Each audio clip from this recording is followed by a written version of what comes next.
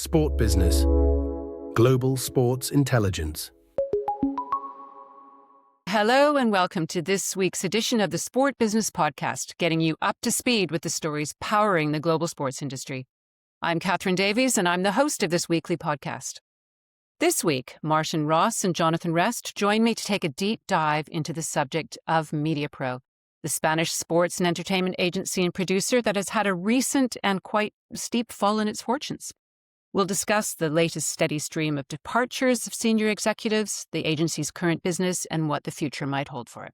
Then Ben Cronin comes on to talk about the rise of Chinese EV brands in sports sponsorship and where he sees that trend evolving. And this in the same week that BYD became a sponsor of both Manchester City and the 2026 Commonwealth Games. And we'll wrap up as usual with a quick look at what's coming our way in the weeks and months ahead. All this is coming your way very shortly. But before we start, we'd love to have your input on this or on any other Sports Business Podcast episode. Please leave us your feedback in a review on the Apple Podcast and Spotify platforms and let us know if you like what you're hearing and what you'd like to know more about. So without further ado, let's move straight on to our first topic for the day. I'm back in the hot seat today with Martin Ross, Editor-in-Chief of Sport Business News, and Jonathan Rest, our Chief Correspondent. Thank you for joining me, gentlemen. What's the past week been like since you were here with me? Oh, I've been fully engaged in the Winter Olympics. I've been watching sports that I'll never watch again for another 4 years and seeing how poorly, so some of the bigger nations, Catherine, Canada not doing too well, Britain not very good, but aren't expected to win much. Seems to be a Norwegian-Swedish love-in, maybe not love-in with Norwegians and Winter Olympians. We'll leave that for another pod. Have you been watching on BBC or WBD as the bigger group is known? Yeah, I'm a BBC man, traditional, and the coverage is getting panned actually because they're saying it's kind of dumbing down too much. But I actually think it's good. I've been watching it with my kids, and there's like a scientist that comes on and talks about like how the curling stones curl and how how ski jumping works and that kind of thing, and science. It's been quite good for teaching kids what they're watching. So, I quite like it. Yeah, they did a lot of that Eurosport when they got the rights. I know you're talking about Beep, but certainly Eurosport, when they got the rights, first of all, they did a lot of explainer stuff. I think that's kind of gone away now. The multi-screen stuff's good. You can get 4 different screens at the same time on Discovery Plus, which is quite exciting. All 4 curling games in one go. That's excellent. Exactly. If you can handle that level of excitement, then yes, it's possible. I like the new tech because I was reading about the drones that they're using and they weigh just 250 grams and they can travel at up to 120 kilometers per hour. So for the first time, you really get a sense of how fast they're going when they're skiing downhill. In the past, you couldn't really tell. It just looked quite sort of gentle. You also really notice them. I don't know if that's because of the industry we work in. I'd love to know if Joe Public notices them. When I see a skier now that I'm trying to find the drone, you just have to accept that they all are. It's a bit like watching Peter Pan. They're all just sort of accompanied by a little dragonfly right behind them. It's just the add-on. Right. Well, let's get to what we're going to talk about today in this first segment. We're going to get really under the hood of Mediapro, the Spanish sports and entertainment agency, which has fallen on some troubled times recently. Now, Mediapro is a company that pretty much everyone in our business knows, right? In the last 2 decades since it was founded in Barcelona in the late 90s, it became a giant in the world of sports media, marketing and production, first in Spain and then throughout the world. And it was one of a number of high-profile agencies that caught the Chinese wave when in 2018, the Beijing-based private equity firm Orient Hontai acquired a majority stake. Now, Mediapro in its heyday turned over close to 2 billion euros a year. It had a fleet of over 100 outside broadcast trucks, which made it one of the biggest outside broadcast companies in the world. It produced more than 6,000 events around the world each year, including 16 national football leagues and tournaments. It produced events for FIFA, UEFA, FIBA, the Africa Cup of Nations, and Formula One. But its bread and butter throughout the decades, the 2.5 decades, was always its lucrative contract to produce every match from Spain's La Liga and to sell La Liga's media rights worldwide. At its peak, Mediapro had 56 offices on 4 continents, and it produced content for HBO, Netflix, Amazon, Turner, DirecTV, Televisa, Fox, you name it. And so Martin and John, we're here today to talk about a changed landscape for Mediapro. And just full disclosure, I worked at Mediapro for 6 years, and it's Mediapro Canada's subsidiary, so I'm just here to ask you questions.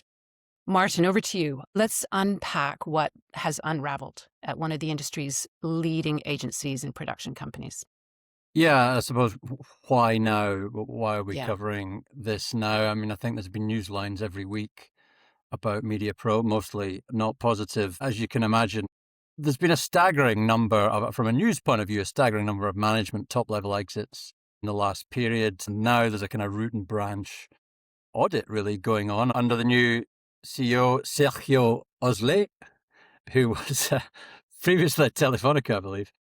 So, yeah, that whole process is going on. You roll back 14 months ago before the loss of the Liga production rights. There was talk of a 1 billion IP fund for global assets, which is just now completely off the table. We're watching the DNA of a sports marketing agency kind of change before our very eyes right now, and have been. And we always talked about Mediapro as, even when we write about them, the agency and production group. I mean, you could say that about IMG, you could say that maybe about Infront, Sport 5, you couldn't. Pin Silva didn't involve themselves in production, but production was such a big thing.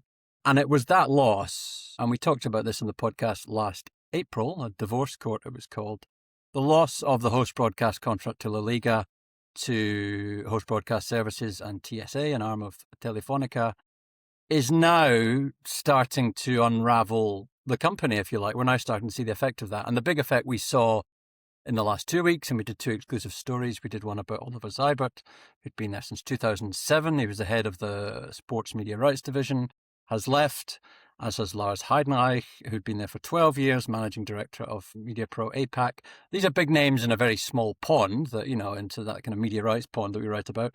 Following on from others, Alex Rotter, Martijn Bax, who went to 885 Capital, loads and loads of, we're not going to list all the senior managers that have gone across different parts of the business. But obviously the Texto Benet, one of the 3 founders, news of that came in October last year, following on from Jaume Rures and Gerard Romy, who'd left, I can't remember, 2 years previous or something, among sort of discussions, so we say, with Orient Hontai. So, yeah, we're now in this process. What we're going to try and do, I think, is talk about how this has happened, what is happening right now at Mediapro, and maybe what the future holds for them. So just quickly, Martin, what is the status quo right now? What do you think the mood is at Mediapro and in the business surrounding it? So, I mean, there's a process going on. KPMG were appointed. I believe they're sort of essentially working out how many redundancies there will be. It's, I think, the ERE, it's kind of Spanish term for redundancy, I believe. That whole process is going on at the moment under the new CEO. So essentially cutting the cloth and reducing the company to a size that they feel that they, based on the projected revenues, that they can make it profitable.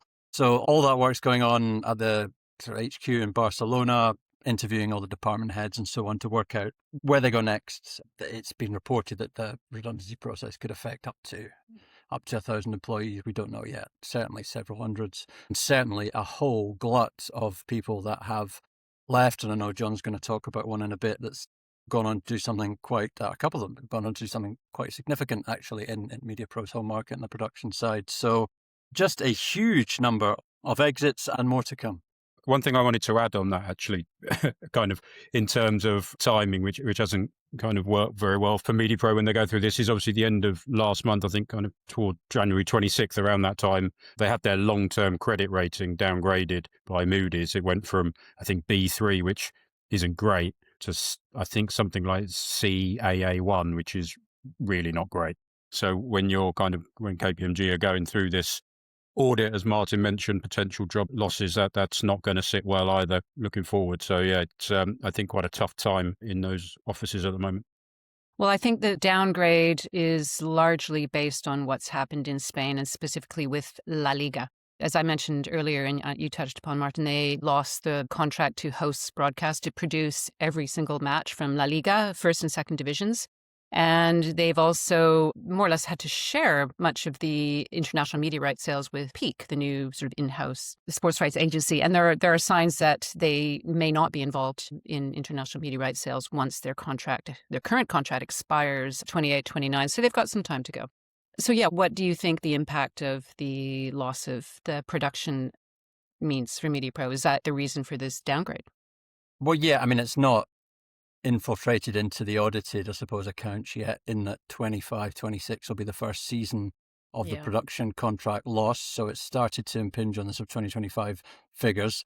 It was specifically mentioned in the Moody's ratings as one of the reasons for the kind of instability there. Plus, as you say, the doubts over the retention of international rights. Maybe just talk about the production a bit. First of all, they have gone hand in hand with La Liga on production for decades. They're almost seen, you go to Sportel, and if you'd been on any of the trips that they invite people in to go and see how it all works, you just feel like they're an arm of La Liga.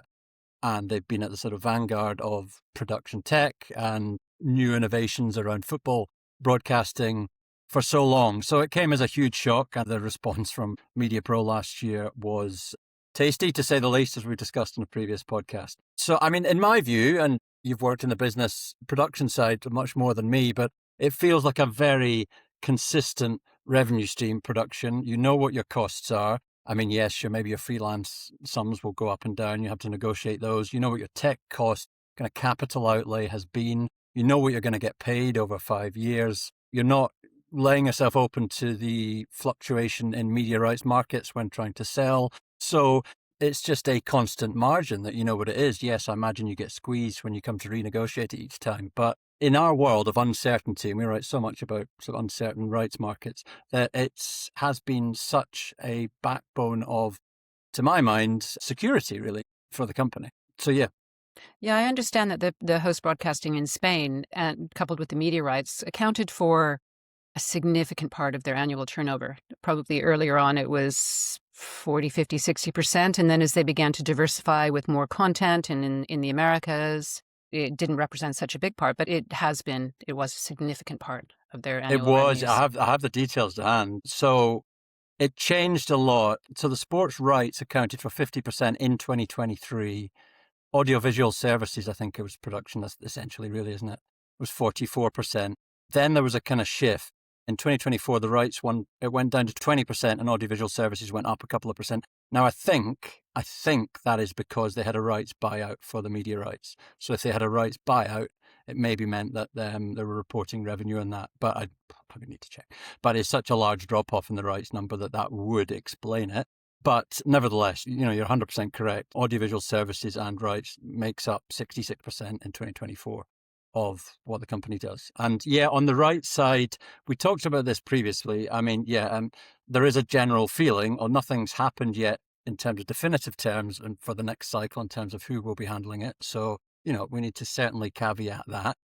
Peak was announced in 2023 as a joint venture between La Liga and Ocho Sports Partners. We said at the time the joint venture will involve a transformation of the global audiovisual strategy on a national and international level. In real terms, what has that meant? It's meant that Peak's kind of helping prepare the market, helping La Liga and Mediapro go to market, working out, are you going to prioritize a rights fee versus, or the size of rights fee versus digital, social, doing analysis of each market.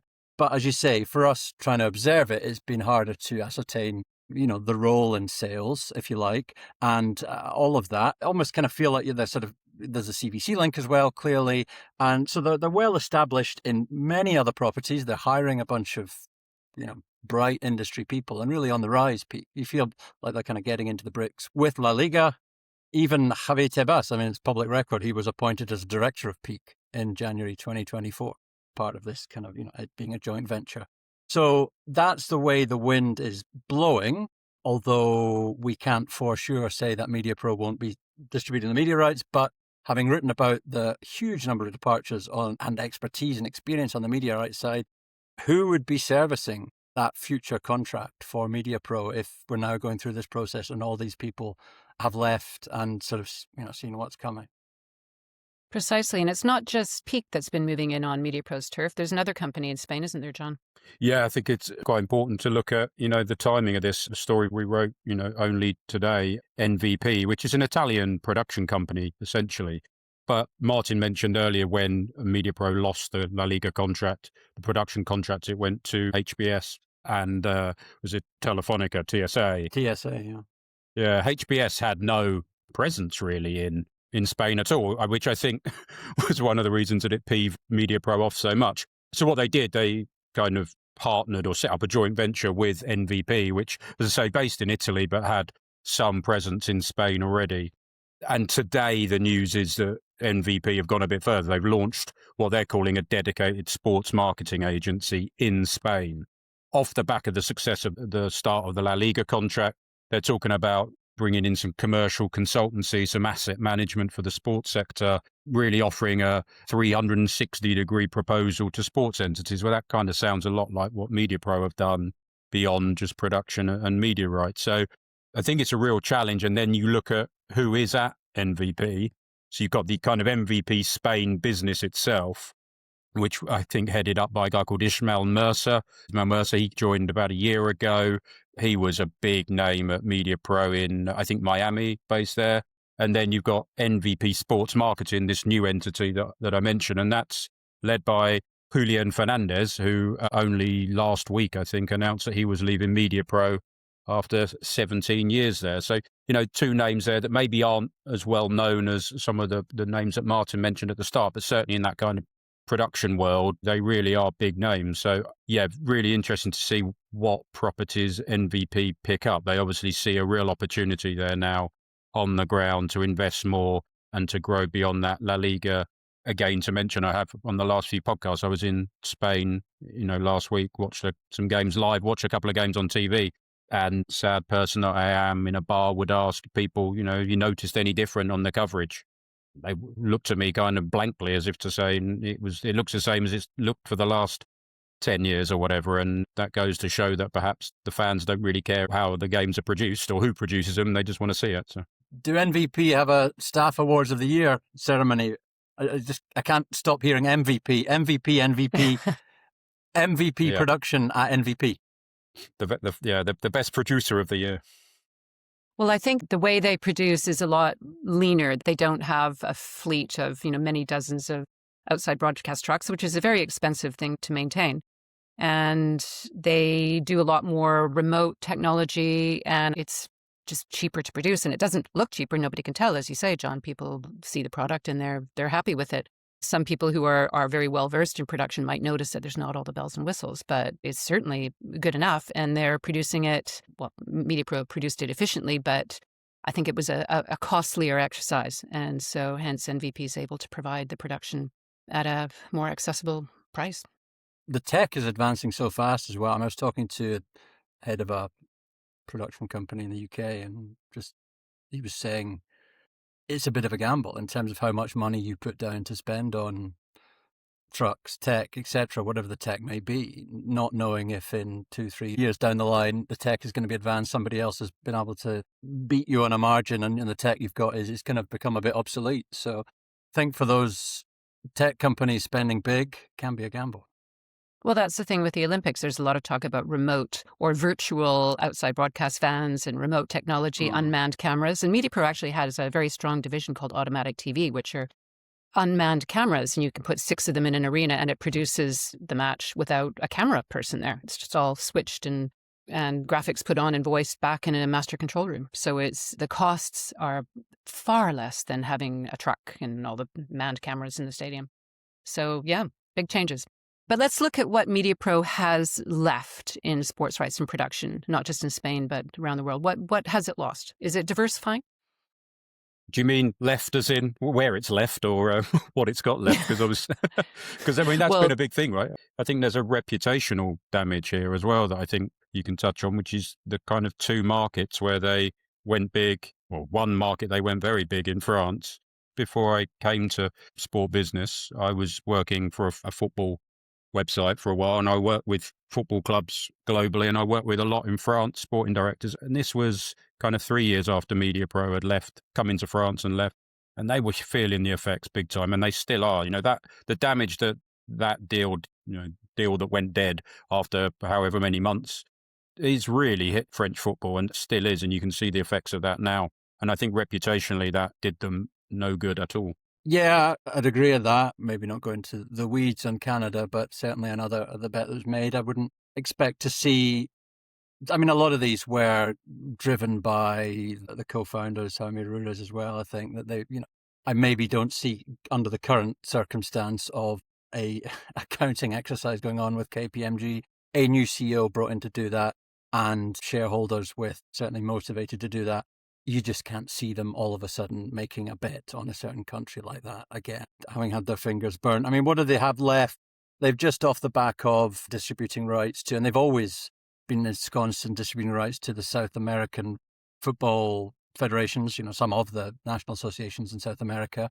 They kind of went up against Pitch and others over the years for those kind of contracts. So that's been quite a big part of their rights business. Chinese Super League, I know they don't have the players maybe they once had, but distributing international rights to that.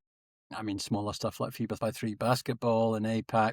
Certainly during the last cycle, they sold the rights to Belgian Pro League internationally. I'm not sure if they're still doing that sort of on an ongoing basis. They are according to their website, but we need to check out.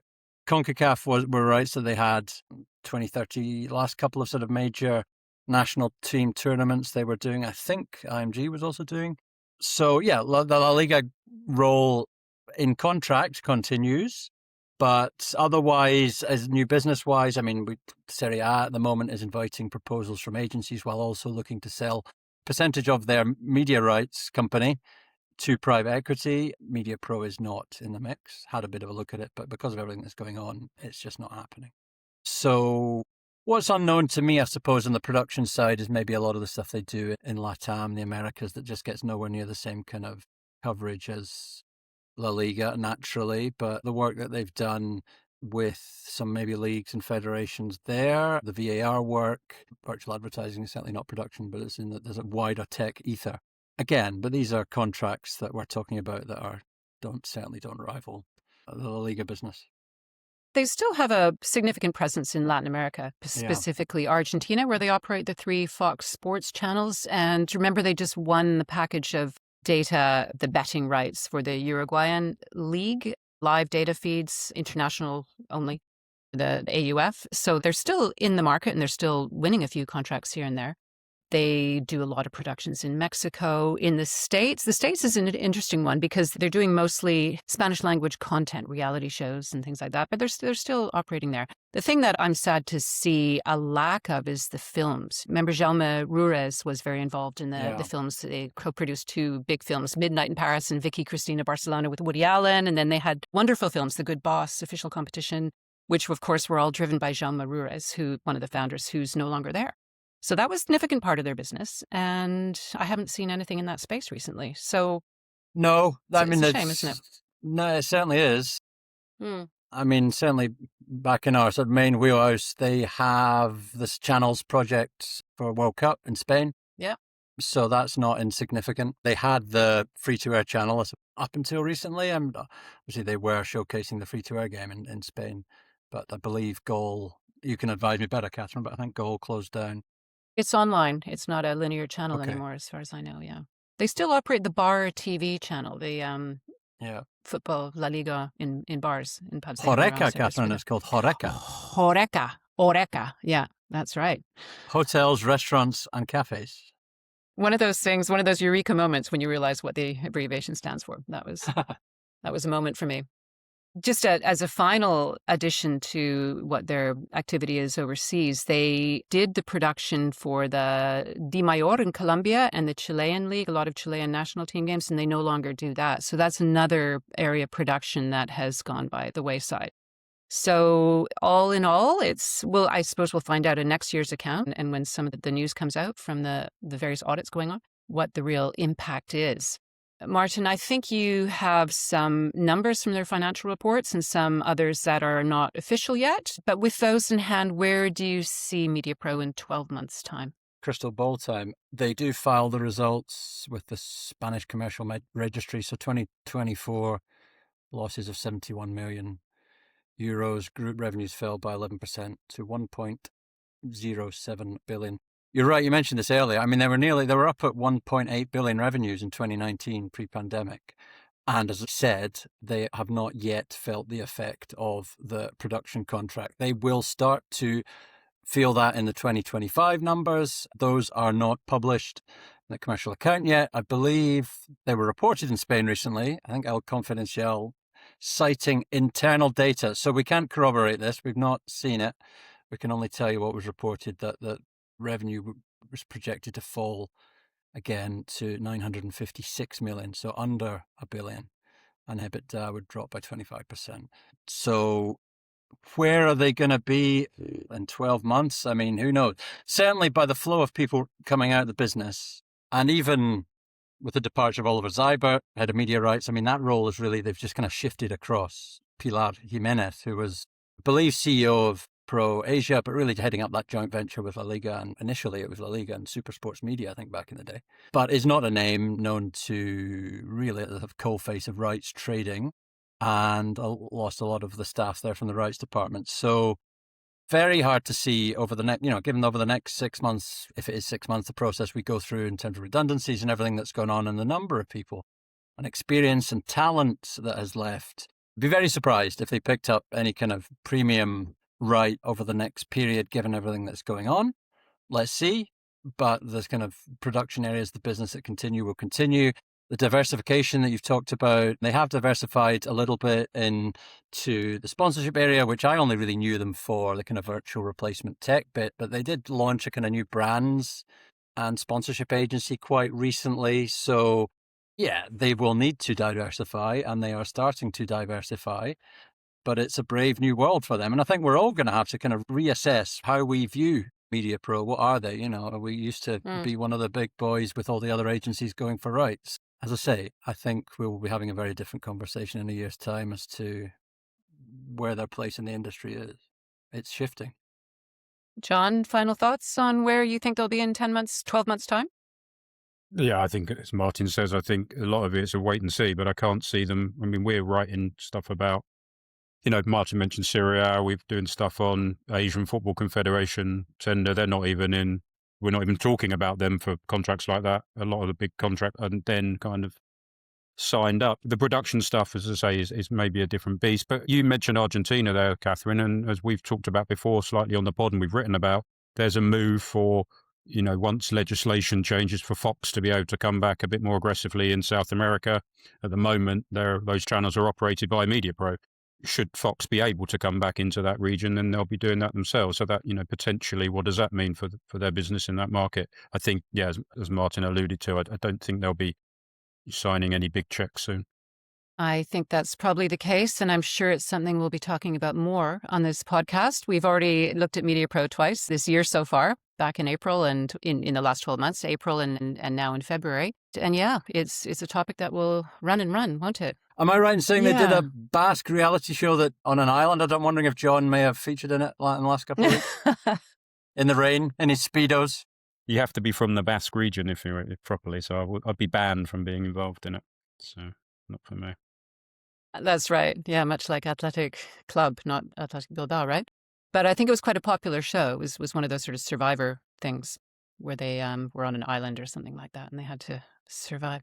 John, you might have to help me out here, but it's giving me Fort Boyard vibes. I don't remember Fort Boyard. No. It was Melinda Messenger on an island with lots of people. Is this a dream, Martin, or was this a program? Coincidentally, also a dream, yes. A regular dream. But anyway, let's move on. Let's move on. And I think we've done enough on Mediapro for today. Wish them all the best as they go through a very difficult period. And thank you both, gentlemen. Martin, you'll be back on later in the show. And now we're going to take a short break before we come back to talk about Chinese EVs and the sports sponsorship market. We will be back in a moment. From private equity to global media and US college sports, unlock the most trusted data and insights in our reports. Explore more at sportbusiness.com. Welcome back to the Sport Business Podcast, bringing you the latest sport business industry news and insight. I'm here now with Ben Cronin, our global sponsorship editor, who's back in London after his trip to SportBiz in Hamburg last week. Ben, how's the past week been for you? Good, thanks, Catherine. Hello. Yeah, as you say, I just got back from Hamburg. Interesting trip. Very cold, as I said on the podcast last week. But yeah, some good gossip from the German sponsorship sector, some of which pertains to today's podcast. So I can sprinkle a bit of gossip in here later on if you're interested. Absolutely. Well, you're here to shed more light on a subject that I find fascinating, the rise of Chinese EV brands in sports sponsorship and how this sector is shaping up. Now, it's a big topic. You wrote a fantastic piece about it late last month. And it's, of course, something that interests a lot of us here in Canada, given the issue around tariffs swirling around cars and the tensions surrounding trade with China and so forth. We'll stay mostly out of the political today, though. That's not our beat, really, is it? Now, you've been looking at the Chinese automotive sector, and you've predicted auto companies from the country are going to be very active this year. In fact, there was some news out today from our colleague Fayez, who wrote something about a new deal. What prompted you to make this prediction? Yeah, I don't think you need to be particularly prescient to say this is going to be a big trend this year. There are a lot of signs out there already. There were a lot of Chinese EV firms and new energy vehicle brands that announced big sales targets for Europe last year, launched in new countries, a lot of new entrants. They've been putting the infrastructure in place, setting out on a charm offensive with dealers and establishing their kind of servicing infrastructure. To me, it feels like a bit of an inflection point. I'd say they're quite similar to the Korean and Japanese car brands in maybe the 80s and the 90s as far as Japanese firms are concerned. Early 2000s for the Korean firms. They make really good cars now. In fact, if anything, I think they've stolen a march on their Western rivals in a lot of respects. They're doing really good batteries, very innovative vehicles. But now they, like those Japanese and Korean firms, they need to close the credibility gap. There was a source I spoke to who said, if you're thinking about buying a Chinese car, you want to be sure that these companies are going to be around for years to come and that they're going to be there and able to give you the aftercare support. And what better way to make the point that you're in for the long haul than to sponsor a sports team? Just establish that sort of sense of permanence, which is also the model that those Korean and Japanese firms established, in days gone by. The other thing that prompted us to write the article was we'd heard that BYD, Geely, XPeng were all active in the market and looking for sponsorship opportunities. We said, in fact, BYD was looking at opportunities with Premier League clubs. And sure enough, they've now gone and done the training kit sleeve deal with Manchester City, which you mentioned. And since we wrote the article, they've also done a deal with the Commonwealth Games Federation. So yeah, as I say, it could be a tipping point where one brand leads, others tend to follow. It's not to say that there hasn't already been an upsurge in deals by Chinese brands. There was an interesting data point. We looked at all of the deals that have been agreed by Chinese auto firms in the last 15 years. And one that stood out was there were 3 by Chinese brands in 2018. That rose to 16 deals last year. So it's already happening. One thing I would say is that, a lot of those have been small sort of strategic deals in target markets, whereas, things like the BY deal feel a bit bigger and more significant. Well, I wanted to ask you if you think there's any concerns about, I said we weren't going to veer into the political, but it is an issue, particularly here in Canada, because of the issue of tariffs. There were 100% tariffs on Chinese cars coming into Canada. Now they've been virtually eliminated. There's thoughts now that the cars are not going to there will be any manufactured here. They will be manufactured in China instead, and that's a concern for the job market and so forth. So there's a lot of politics swirling around it. Does that affect the sports sponsorship market at all? Yes. So there was a lot of coverage about whether or not the state subsidies that are being provided by the Chinese government to encourage this industry were allowing them to undercut European rivals. And the EU was talking about imposing tariffs, and I think they went on to impose tariffs on a lot of these Chinese brands. I think my understanding is that they can circumvent those tariffs if they have a manufacturing base in Europe. And a lot of these EV firms are establishing factories in Europe to get around those tariffs. But there's also some other interesting developments. We said in the piece that in Germany now there's going to be a consumer subsidy to encourage EV uptake, and that's completely agnostic. That doesn't discriminate against Chinese brands. So we thought that represents an opportunity for German rights holders. It's either Chinese brands or the BMWs and the Mercedes of the world can all benefit from this consumer subsidy. So there's potentially an opportunity there for if you're a German team. You mentioned BYD, which stands for Build Your Dreams. So I really like that. And they signed that deal with Man City today for their training kit. And I just want to put in a proviso here. I've test driven a BYD Seagull when I was in New Zealand a year ago. And I must say it's a really fantastic, zippy little car. Quite as good as my Chevy Bolt EV. But on that note, what other companies from China stand out for you? BYD's already, I think in most people's mindset, they know about it. What other companies are there and what are they doing? So Dongfeng was another one that stood out for me. They're interesting. They want to triple sales in Europe to 80,000 units this year. it's quite interesting to join the dots. So they announced an order for 9,000 vehicles in Italy, I think it was last year. And funny old thing, they just went and struck a sleeve sponsorship deal with Napoli. So that gives an indication of how important the Italian market is to them. Chery Automobile, another interesting one. They might not be China's biggest brand, in terms of domestic sales, but they're one of the biggest exporters of the Chinese firms. They've even got some SUV brands, Armada and JQ, which are only available in Europe or outside of China, rather. And they recently did a deal with European Professional Club Rugby for the Champions Cup and the Challenge Cup. That's all about targeting affluent consumers, rugby fans, people in more rural communities. They're taking a bit of a leaf out of Land Rover's book. But as you say, BYD, another very strong brand. They've been the most active sponsor. According to our research, they've done 12 deals in the last 15 years.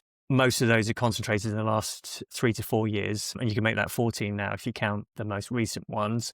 Of all of the Chinese brands, they've done the highest profile deal so far. They did that, aside from the Man City deal, they did a deal for UEFA Euro 2024. And at the time, we reported that as being really sort of emblematic of this assault on the European automotive market, right in the backyard of the Volkswagens and the Mercedes, who didn't take up the opportunity for cost control reasons. They passed on the opportunity. So that was a very big deal as far as I was concerned. Well, you mentioned that these companies are coming into sports sponsorship because it does give the impression of longevity. They're here for the long run, and it gives consumers confidence, doesn't it, that for aftercare and parts and so forth. What else are these companies looking for from these deals? I think they differ. They're at a sort of different stage in the sales cycle to their Western equivalents. I had an interesting conversation with a guy called Mark Featherstone, who's the sponsorship director at the Goodwood Festival of Speed. There was a moment about a year and a half ago when a load of Chinese brands descended on the Goodwood Festival of Speed, which is one of the big sort of dates in the motorsport or motoring calendar. And he said that they were more interested in brand awareness, and their Western counterparts were very focused on ROI, test drives, getting people into dealerships, because they've probably fared a little less well in the transition to EVs, and they just really need to make their sponsorship work for them. You might almost say that these Chinese brands could be lower maintenance sponsors. If they just want brand awareness and they're not sort of trying to drive that ROI, that could be a good thing for rights holders. You'd expect them to provide fleets. I'm sure that will be the case in BYD's deal with Commonwealth Games Federation. You could also expect them to sponsor teams next to their manufacturing facilities. So one of the things I picked up in Hamburg was there's a lot of gossip that BYD are going to sponsor Eintracht Frankfurt. And one of the reasons that they're likely to do that is because they've got a manufacturing base nearby in Offenbach. So, you can see the rationale for that. You could take someone along to a match and then do a tour of your manufacturing facility and show the quality of your production processes and that sort of thing. But one thing that I would say is a lot of people I spoke to have said that there's a perception that it's not always easy to do these deals, that some of the representatives of these firms aren't necessarily always the decision maker, and that they're answerable to senior executives in China. So not necessarily the easiest or most straightforward deals to do. With one of the deals that's been done today or in the last couple of days, the Man City training shirt deal with BYD, why do you think that's significant? Yeah, just because the previous deals have been lower tier, strategic deals in smaller markets. I think to me, it feels like a watershed moment just because they've got shirt inventory, which they haven't had before. As everyone knows, all of the Premier League teams are going through the great reset at the moment. They're trying to replace betting brands on the fronts of their shirts. So there's plenty of opportunities there. Set against that, unfortunately, because it's Man City, it shows that the Big Six are still the most appealing platform for these brands. So I don't necessarily think that the Chinese auto firms are going to come to the rescue of the mid and lower tier clubs who've benefited or have derived most of their income from betting. So I don't think that there's a sort of a silver lining there for those smaller clubs, unfortunately. Well, some of the predictions in the report you wrote have already come true. And I just want to mention this report was the Chinese EV brands search for affinity, creating big opportunity for sport that you wrote in Sport Business on January 30th. Superb article. I really enjoyed that one. So I would direct our readers to have a look at that. But as I said, some of the predictions are already coming true. Are there any other deals that you can see happening? So there was one that we didn't reference in the data report, mainly just because we did 5 brands overall and just kind of run out of space, and it would have been an absolute beer moth if we carried on. But there was a luxury brand that I picked up on recently called Hongqi, and they've just done a deal with the Abu Dhabi Sail Grand Prix. That made them the first Chinese brand ever to strike a deal with SailGP. And I heard SailGP were looking for a global auto sponsor. So I have a feeling that might evolve, that they might be dipping their toes in the water there, seeing how that works for them. And then that might evolve into a higher tier deal. But yeah, it depends whether or not it matches their geographic footprint, the races and their target markets. So it'd be interesting to watch. Well, Ben, I'm confident that this is a topic that we'll revisit in a future podcast and in many more articles on Sport Business. Thank you very much for that insight. Appreciate it. And we'll have you back on the podcast again very soon. Have a good week. And to our listeners, I'm going to take a short break now. There's lots more to come. We'll be right back after a short break. Stay ahead in the business of sport with Sport Business newsletters, covering the biggest stories driving the industry. Delivered straight to your inbox at no cost. Sign up today at sportbusiness.com. Welcome back to this final section of the Sport Business Podcast, where we take a look at notable events and developments coming our way in the near future. Martin and Ben have both stayed on the line to tell me what is grabbing their attention in the industry this month. Martin, take it away. Tell me what you're looking at. Ben and I are both geeks when we watch major events on television. Self-confessed geeks. No, Ben's a geek. I mean, we've been watching the Winter Olympics clearly, and we're looking ahead to the final week of Winter Olympics. Main thing, well, we've been trying to logo spotting. Obviously, with the Winter Olympics, there's strictly no field of play advertising, as it were, but yet there have been subtle additions, if you like. We talked on previous podcasts about the kind of all the sponsors being on a sort of interview backboard. We talked about the sort of Samsung selfies. Are the IOC trying to find ways to reward more to sponsors? This has been a big news topic in the last couple of weeks, given, we spoke about it last week, the revenues reported for the first year of the new Cycle to Top program, which are a drop. And Sophie Vumal will be speaking, I think, next Wednesday, and that'll be one of the topics in conversation as to how many more tops can they sign up before LA. So they are subtly trying to integrate more in a very IOC way into the Olympics. And one of the ones we both spotted was Powerade, which I've not checked all the snow sports, but certainly the snow sports events I was watching, there was a Powerade bin. The Big Air was the one I noticed mainly, so that when athletes complete their run, they are standing in front of a screen with Powerade branding in the background, a big bin. Nobody seems to actually take a bottle, interestingly enough, although I did see a couple of the curlers drinking from Powerade bottles. That whole Coca-Cola area is one that's certainly one to watch this year with the World Cup. There will be longer hydration breaks as well at the World Cup this year, at which I would expect blue Powerade bottles to be thrown around. So, yeah, it was, I don't know, Ben, did you watch the Big Air? What did you watch where you may have noticed one or two things? I did. I noticed the same thing. I am a Sado like you, Martin. I saw the Powerade drinks, as you say. It felt a bit superfluous. Didn't seem like anyone was taking a drink, but then maybe that's missing the point. I think it's probably just more about putting that brand in front of the younger audiences for Big Air. I think it's a bit akin to the Wimbledon and US Masters approach. Sponsors appearing based on utility. If there's a reason for them to be there, and you could say that Powerade just about deserves to be there just because it's a sort of youth-oriented drink, and that's a youth-oriented event. I'll tell you who's the winner of that, though, the Big Air. I mean, if you're a Zalman or a Burton making snowboards, especially with the kind of slow-mos, and obviously the athletes all have the name of their snowboard manufacturer printed on the bottom of their snowboard. So you get big old amount of media exposure during that, and they seem to have a bit of a kind of duopoly over them. It seems to be most of them. And then at the end, when they're kind of in camera shot, they will hold it up in front of camera for extra. But so, I mean, yeah, just sign up lots of snowboarders who are even in the qualifiers, because you'll get almost the same amount of exposure. It's almost like they're kind of carrying around a mini static board for everybody to look at.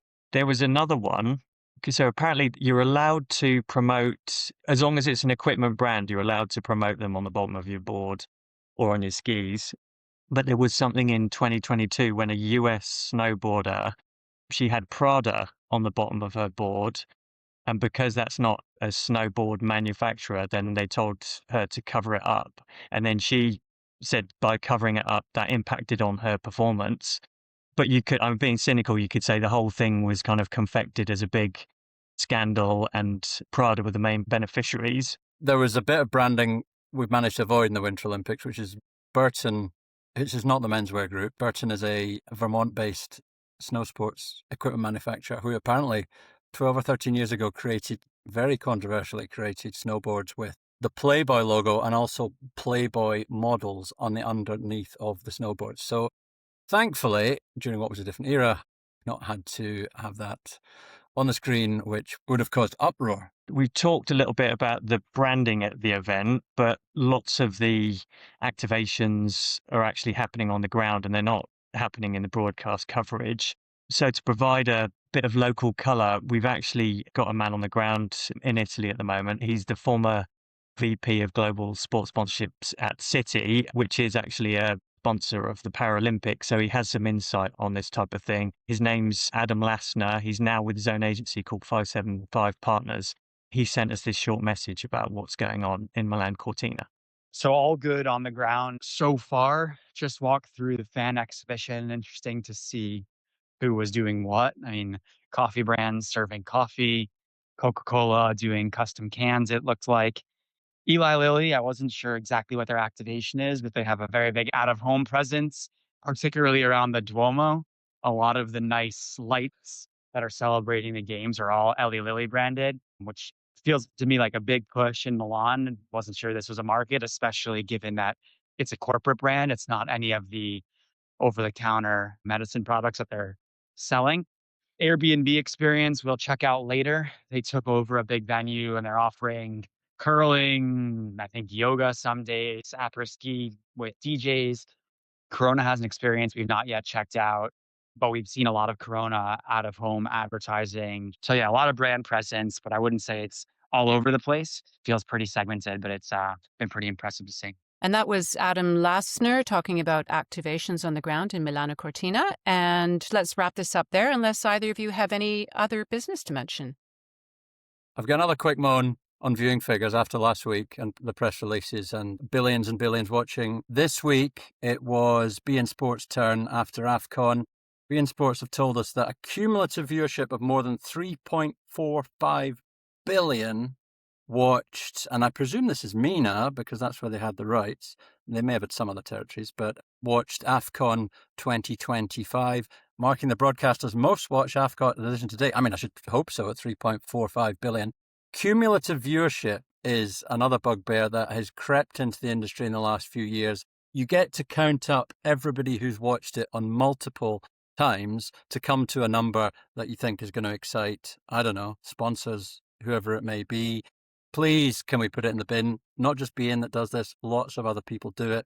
I mean, at 3.45 billion divided by, I think there's 36 games at AFCON, which gets you to around 90-ish million per game, perhaps. Again, that wouldn't be bad, but we just don't know what the metrics are. We don't know how long they're watching. Anyway, a call to the industry. If you want us to cover viewing figures, we're happy to do so.